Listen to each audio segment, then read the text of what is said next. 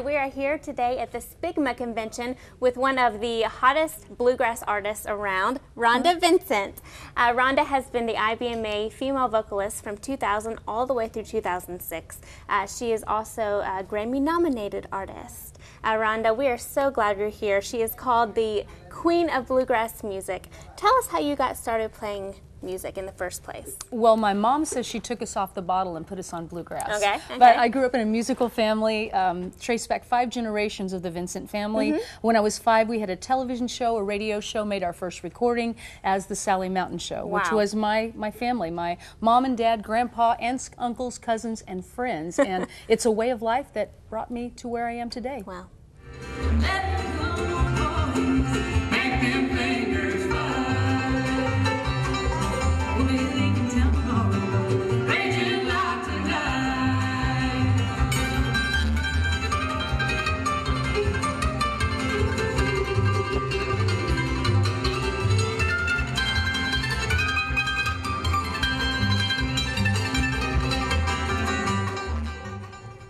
Well, Rhonda, you are such an elite vocalist. Everybody knows you as a singer, but you're also an accomplished musician. Talk to us a little bit more about that. Well, I think my father played all the different stringed instruments, so he always got us started on the different instruments. My first instrument actually was on my 6th birthday. I got a snare drum.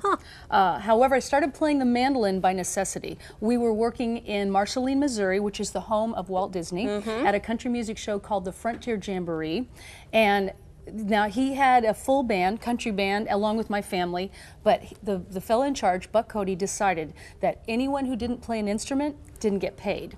So that was my father's way of making sure that everyone in our family got paid. So he showed me a mandolin. He said, here's G, C, and D, and you're going to be playing this for 2.5 hours every Saturday night.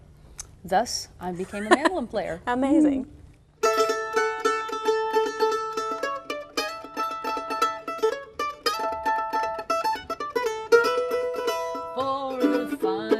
Biscuits, cakes, and pies. Get Martha White self-rising flour, the one all-purpose flour. Martha White self-rising flour that's got hot rice. Rhonda, tell us about some of your mandolin influences. Well, Dad got us started. We played every night, so you know it was that on-the-job training sort of because we were playing shows. But I was very fortunate, and we listened to all of the different folks on the Grand Ole Opry, Bill Monroe, Jimmy Martin, you know, listening to all these mandolin players. But it wasn't until we started playing festivals, and I met a man by the name of Buck White. And he was so kind, and I loved the Whites, still continue to love the Whites, but I was so mesmerized by their music, and he was so kind to me. One Sunday morning, he came up to me, we swapped mandolins. He spent probably 2 or 3 hours, and he had watched me play through the weekend. He said, you have to use your little finger, you know, because I was just making an A with 3 fingers. He said, come on, he said, you've got to use all your fingers. So I started doing that. He also said that if you can play a song in one key, you can play it in any key. And he did a scale, and he said, I want you to go home and play in every key. I want you to play this scale. So he was probably my greatest influence because of that. Oh, of course.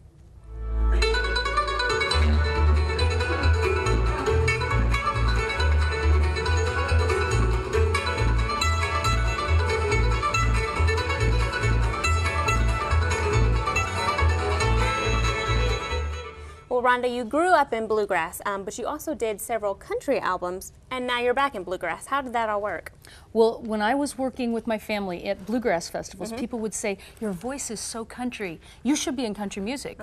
And so I had the opportunity, I met James Stroud, one of the greatest producers in country music, and meeting him, he said, I want to work with you. And I was recording one of my solo projects, I guess, on Rebel Records.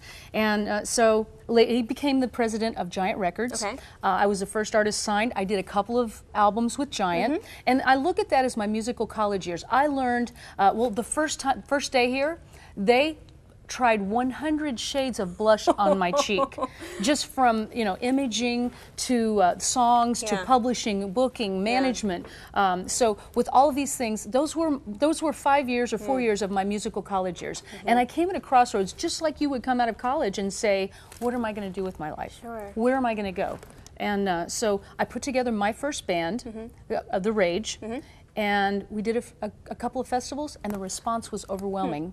And it was it seemed like it was the right thing to do. And that was the first album came out on Rounder in 2000, and from that with the Female Vocalist at IBMA. And then also the sponsorship with Martha White came about, and just from there, it was the right place at the right time.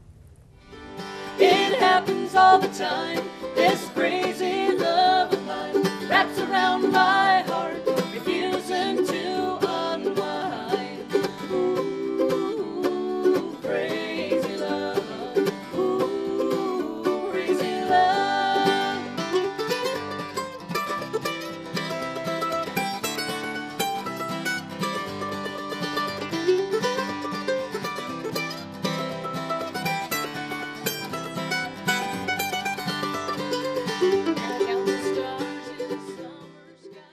Well, Rhonda, since we're here at SPBGMA, tell us about your involvement with it. What it's all about for those of you who don't know. Well, I grew up being a member of SPBGMA, which is the Society for the Preservation of Bluegrass Music of America. Lovely. You know, I think it is probably the most successful bluegrass convention and award show going right now. As you can see by the hallway, there are jams everywhere. I mean, there is not a square inch of this place that you didn't hear a jam or musician. The youth that are here, what incredible musicians there are. It is so fun to see these little girls and these little boys and to watch them grow up. And I still feel like I'm that teenager that used to run around the SPBGMA festivals. So it is a thrill for me to be here and to get to see this, and it's a great way to learn about new talent and just the camaraderie, the fun, fellowship, and just great bluegrass music.